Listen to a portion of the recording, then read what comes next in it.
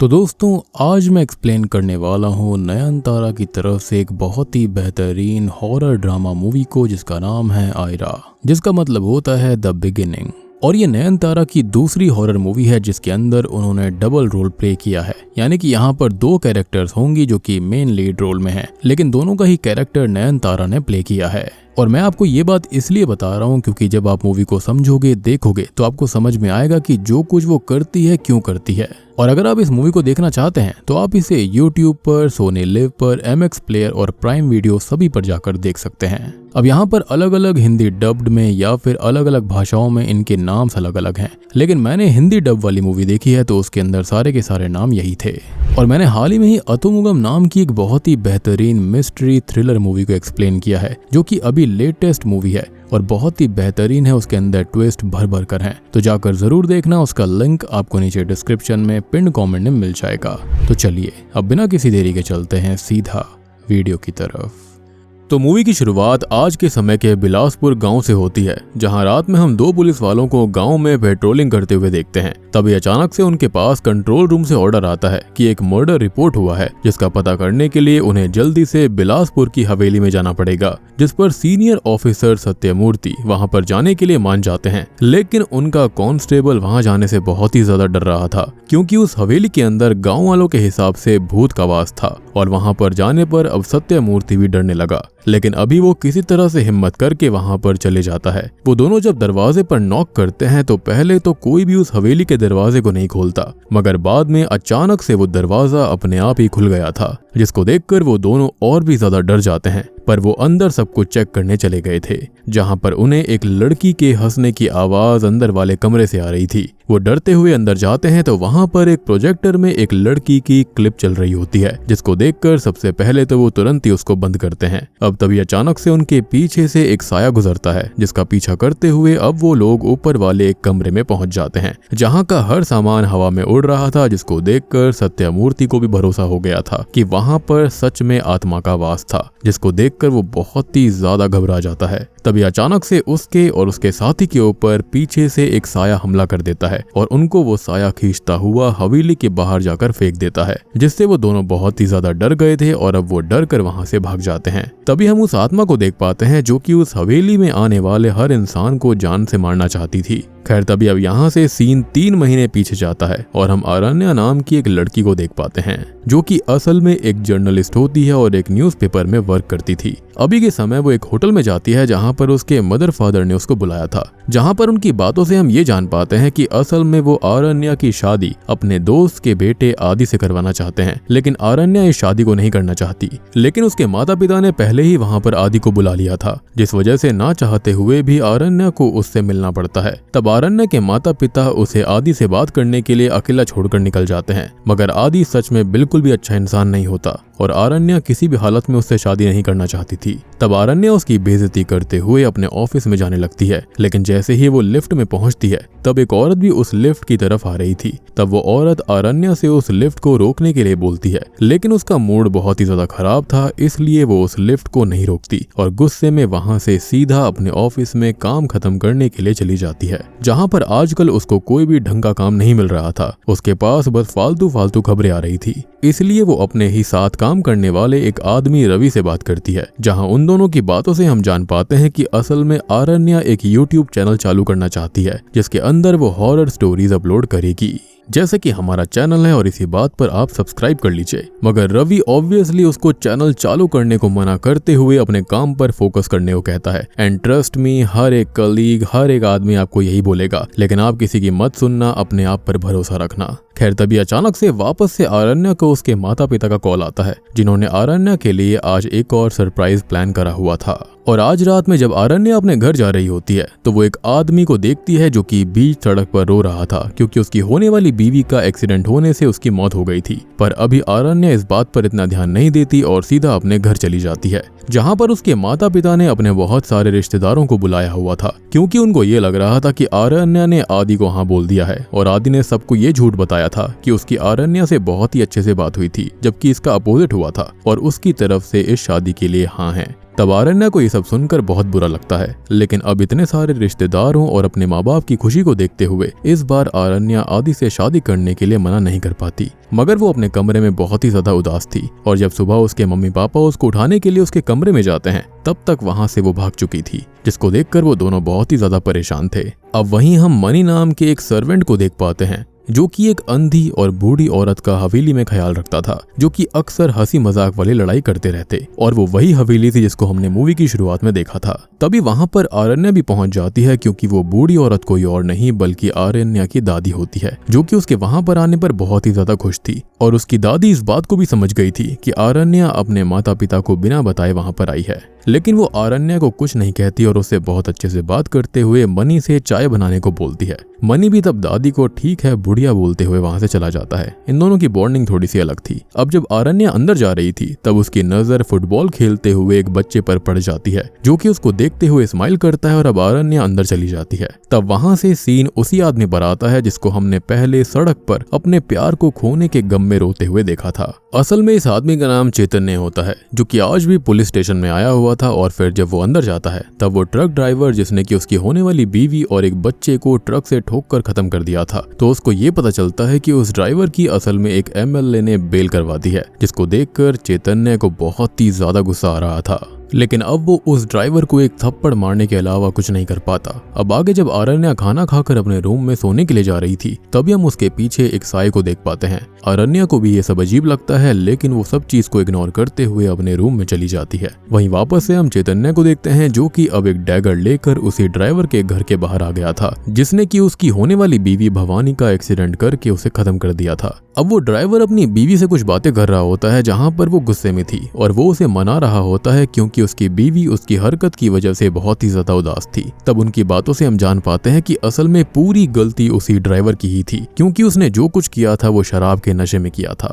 यानी कि वो शराब पीकर ट्रक चला रहा था, जिसके चलते उसने 2 लोगों को मार दिया। तभी हम वापस से आरण्या को देखते हैं, जो कि सो रही थी, जिसे सोते हुए बार बार अजीब से सपने आते हैं, जिनसे डरकर वो उठ जाती है और अब उसको बाहर से भी अजीब आवाजें आने लगती हैं, जिसको देखने के लिए जब वो बाहर जाती है तो वहां कोई नहीं था, इसलिए वो फिर से अंदर आ जाती है। मगर जब वो गेट बंद कर रही थी तब हम उसके पीछे एक आत्मा को झूले पर झूलते हुए देखते हैं, लेकिन जैसे ही आरण्या पीछे मुड़ती है तब तक वो आत्मा वहां से गायब हो गई थी। तब अगले दिन दोपहर में हम आरण्या को उसी छोटे लड़के बबलू के साथ फुटबॉल खेलते हुए देखते हैं। तब मनी भी आरण्या को खेलते हुए देख रहा था, जिसको बबलू दिखाई नहीं देता, यानी कि साफ था कि वो एक आत्मा थी। खैर वहीं चैतन्य के घर पर पुलिस वाले आ गए थे, जिनसे बात करके उसको पता चलता है कि पिछली रात उस ड्राइवर ने छत से कूदकर अपनी जान दे दी, जिसने भवानी का एक्सीडेंट किया था। पर उसकी बॉडी को देखकर लग नहीं रहा था कि वो खुदकुशी है, और इसलिए पुलिस वालों को चैतन्य के ऊपर शक था, क्योंकि पिछले दिन चैतन्य ही पुलिस वालों के सामने ड्राइवर को मार रहा था। तब वो चैतन्य को वार्निंग देते हुए वहां से चले जाते हैं। फिर चैतन्य उस होटल में जाता है जहां पर भवानी काम किया करती थी, तो वहां पर उसको पता चलता है कि एक इंसान ने भी उसी होटल से कूदकर खुद को खत्म कर लिया,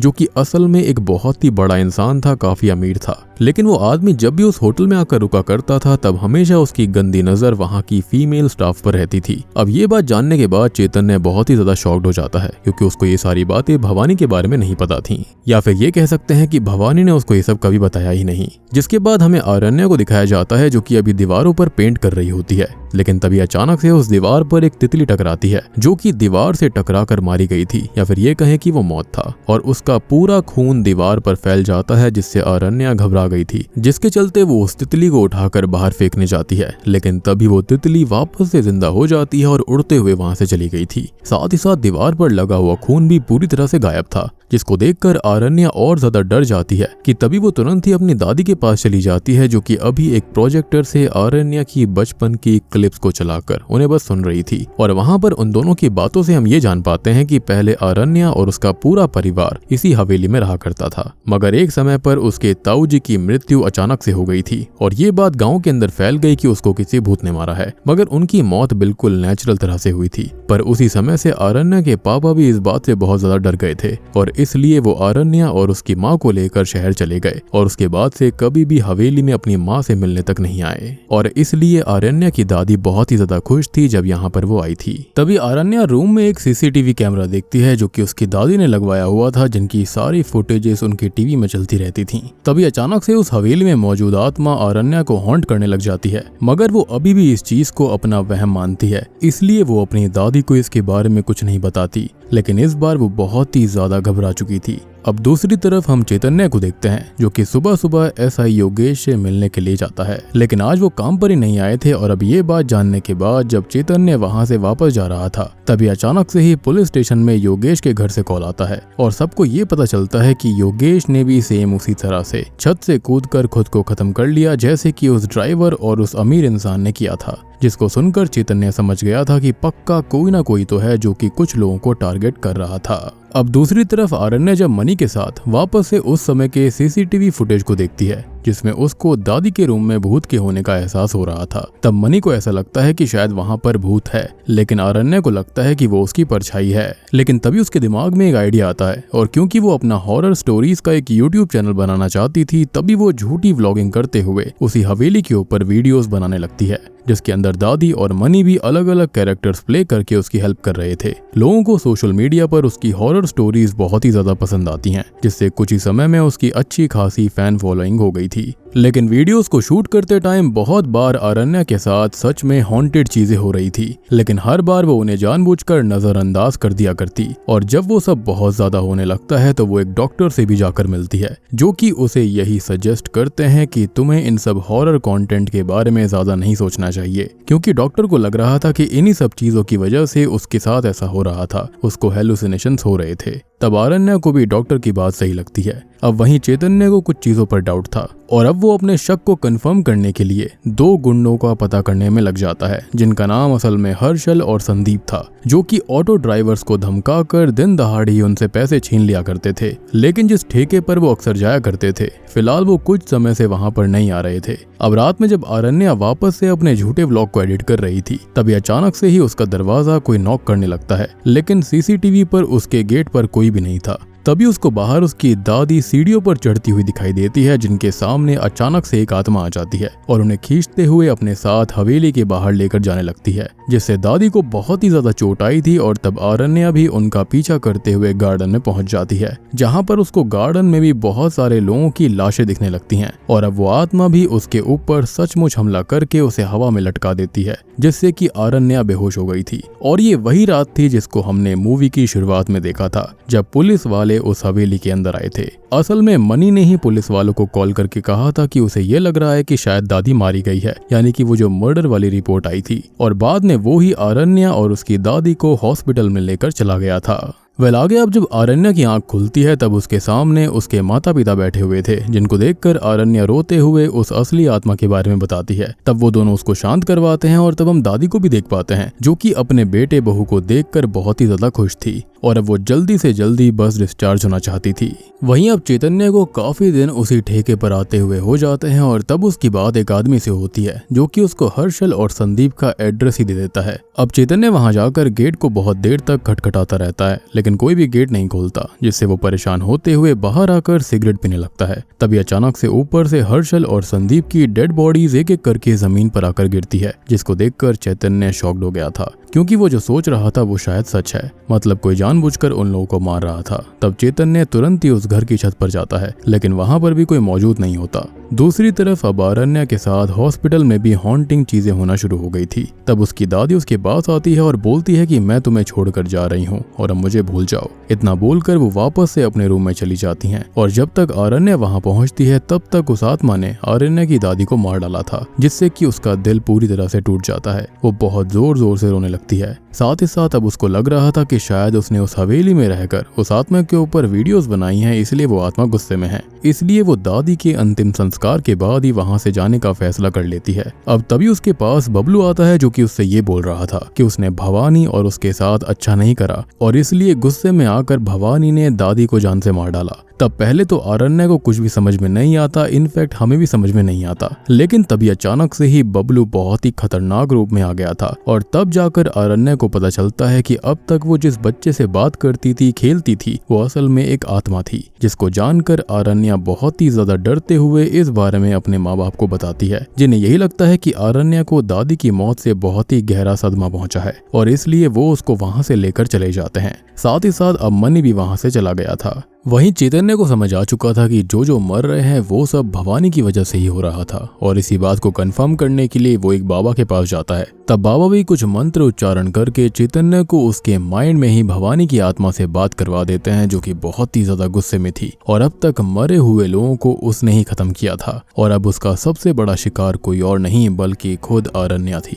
क्योंकि भवानी के हिसाब से आरण्या ने उससे उसकी सारी खुशियां छीन ली। तब चैतन्य को कुछ भी समझ में नहीं आता, क्योंकि वो आरण्या को अब तक जानता तक नहीं था। इनफैक्ट नाम भी उसने पहली बार सुना। पर आगे भवानी उसको और कुछ नहीं बताती और वहां से चली जाती है। अब वहीं दूसरी तरफ आरण्या को उसके शहर वाले घर के अंदर भी भवानी की आत्मा बहुत ही ज्यादा हॉन्ट कर रही थी और इससे उसको कुछ भी समझ में नहीं आ रहा था कि उसने आखिर उस आत्मा का क्या बिगाड़ा है। इसलिए वो तुरंत ही भवानी और बबलू के बारे में इंटरनेट पर पता करती है। तब उसको पता चलता है कि उन दोनों की मौत ट्रक एक्सीडेंट में हुई थी। मगर फिलहाल आरण्या को खुद का कोई भी लिंक भवानी से समझ नहीं आ रहा था। तब इंटरनेट से उसको चैतन्य के बारे में पता चलता है, जिससे कि उसी दिन भवानी शादी करने वाली थी और अब आरण्या भवानी के बारे में पता करने के लिए चैतन्य के घर पहुंच जाती है।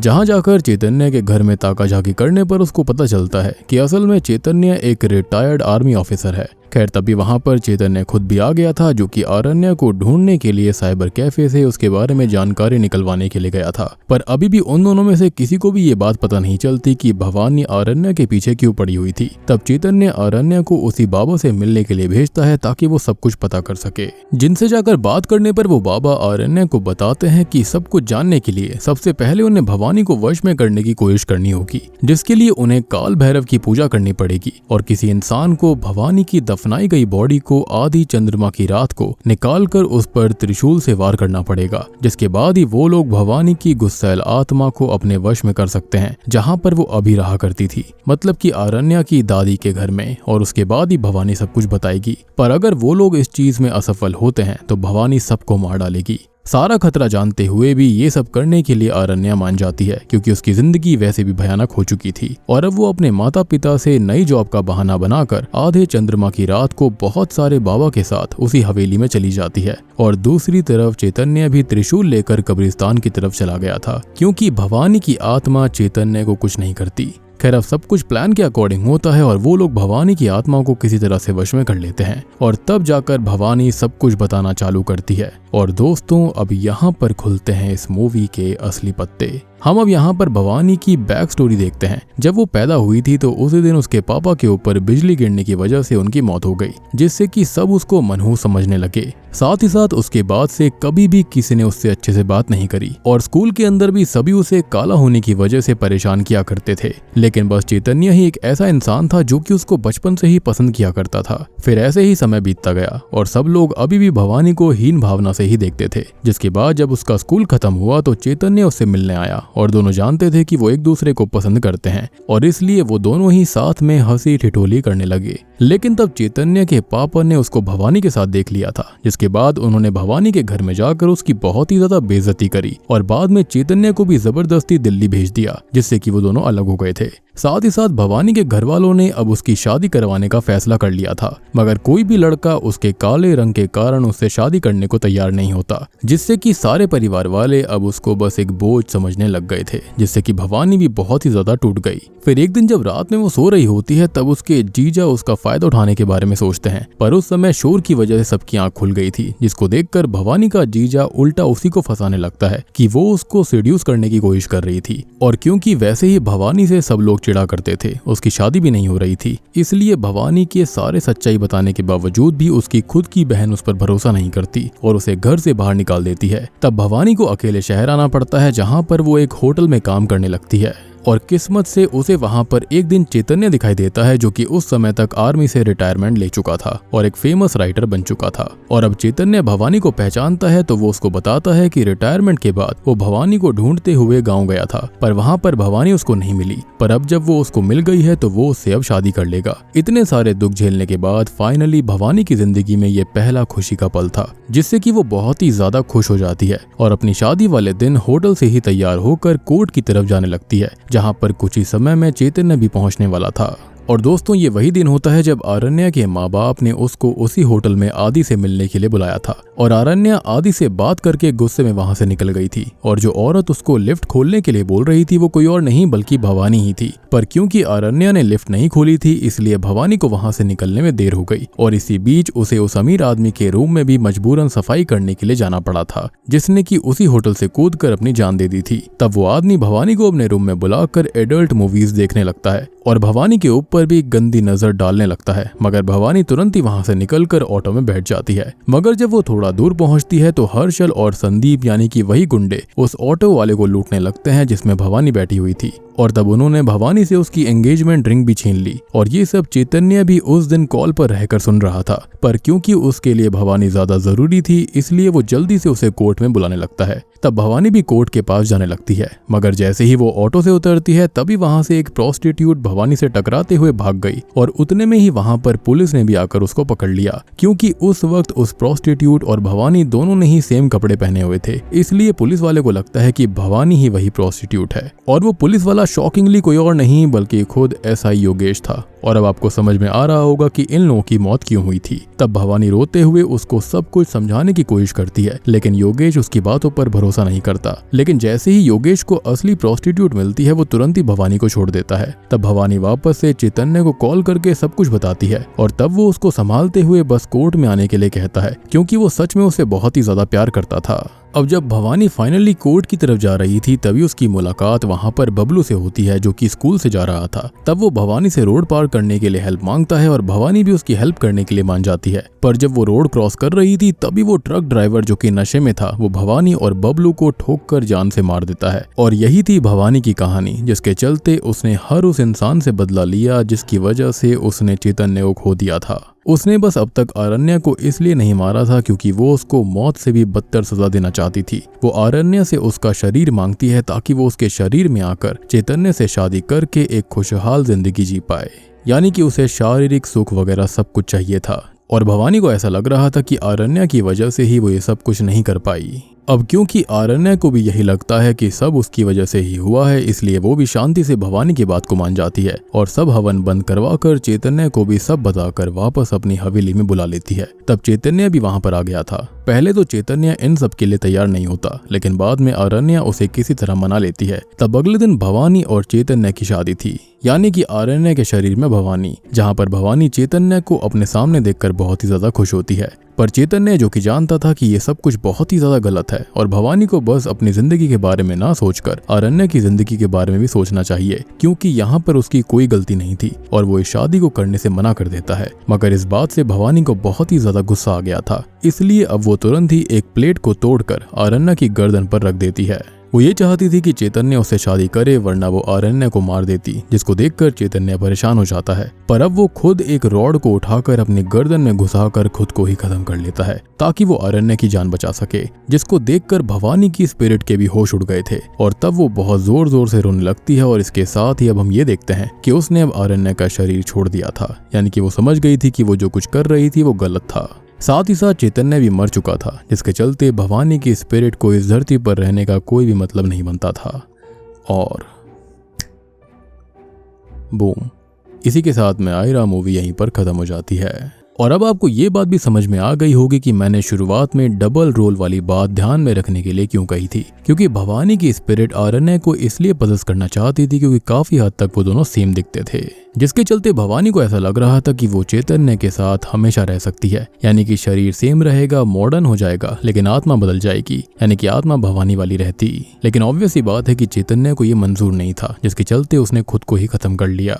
तो दोस्तों ये थी आयरा फिल्म की कहानी। उम्मीद करता हूँ कि आपको मूवी पसंद आई होगी, एक्सप्लेनेशन पसंद आई होगी। बाकी सारी चीजें मैंने आपको पहले ही समझा दी हैं कि यहाँ पर मूवी के अंदर हुआ क्या। लेकिन मुझे अभी भी लगता है कि भवानी की स्पिरिट बहुत ही ज्यादा मेंटली अपसेट हो चुकी थी, क्योंकि उसको ये लग रहा था कि सब कुछ आरण्य की वजह से हुआ, जबकि आरण्य का क्या हाल था उसने यहाँ पर बिल्कुल भी नहीं समझा। ऐसा तो कितनी बार होता होगा कि लिफ्ट में आप जा रहे हो, आपका मूड ठीक नहीं है, या फिर आप नहीं चाहते कि सामने वाला उस वक्त लिफ्ट के अंदर आए। तो सपोज करो अगर आप बंद कर देते हो और उसके बाद में अगर उस पर्सन की मौत हो जाती है, वो भी किसी और रीजन से, मुझे तो लगता है कि यहाँ पर ये सब भाग्य का खेल था। मतलब शायद से अगर हो सकता है कि वो लिफ्ट के अंदर भी जाती, तब भी मेरे ख्याल से उसके साथ सेम चीज होनी थी, क्योंकि जो भाग्य में लिखा है उसको कोई भी टाल नहीं सकता। मतलब कि एक लिफ्ट का गेट ना खोलने की वजह से शायद से आरण्य को अपनी जिंदगी ही खोनी पड़ सकती थी। बाकी आप लोग बताना कि आपको ये मूवी और एक्सप्लेनेशन कैसी लगी। अच्छी लगी है तो वीडियो को लाइक कर देना, चैनल के ऊपर नए हैं तो सब्सक्राइब कर लीजिए। तो मैं आप सबको मिलता हूँ अगली वीडियो के साथ में, तब तक के लिए